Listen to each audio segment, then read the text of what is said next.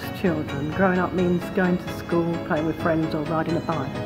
But for the children in hospices with cancer and other life-threatening conditions, they don't have those same opportunities. There's this great story of this boy who came to the hospice and said, "I can't do anything." But one of the care workers said, "Well, of course you can do something, you can hold a camera." They made a film together, it's called Spies on the Run, and Daniel and his friends made this film, and it was a lot of car chasing and beautiful women. When Microsoft Connect came onto the market, it was a revolution. We piloted it at Demelza in Kent, and they told us about a young girl called Claire who was usually very withdrawn. But when she realised that if she ran about, she could make something happen on the screen, all of a sudden she was laughing and giggling and running around and being a totally different child. I'd like not to call it bullying, but I did face some problems with other pupils which Keith helped me sort out. We train up mentors to mentor young people, and we're really passionate about mentoring. We believe that it makes a real positive difference in the community. I'm a lot more confident, a lot more open and talkative than I usually was before. For us, as Mo was growing up, till quite recently we could push him around everywhere, but as he's got older we found it very difficult. Sometimes there's two of us pushing him up, especially if it's up a hill. You know, we've kind of got one pushing the other person, pushing the wheelchair, you know, because it's not, it looks funny, but it's not, because it is very heavy. Having this chair has made such a difference in that he can go to the park with us and he's free to do what he wants and he's independent. And then you go, who do you get to clean it? In 2009, I was diagnosed with testicular cancer that had spread. My chemotherapy nurse put me in touch with the Willow Foundation and said that they provide special days for seriously ill 16 to 40-year-olds.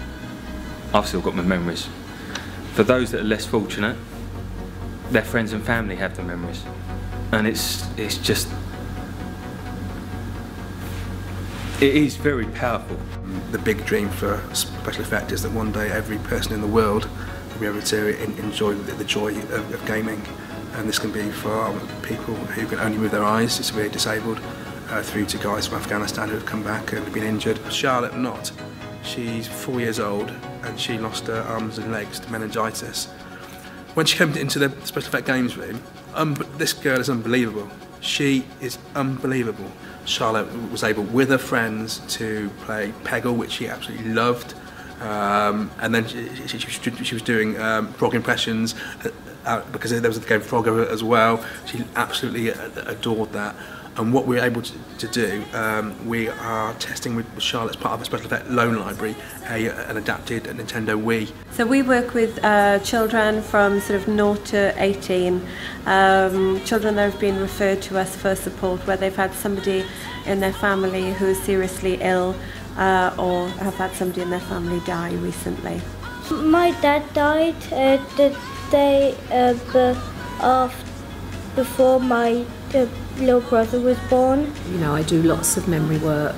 You know, have to do video diaries with children and you know, memory boxes, and that's where, you know, this extra money is so helpful to us. I put in my favourite, my daddy's tie, and pictures of my daddy.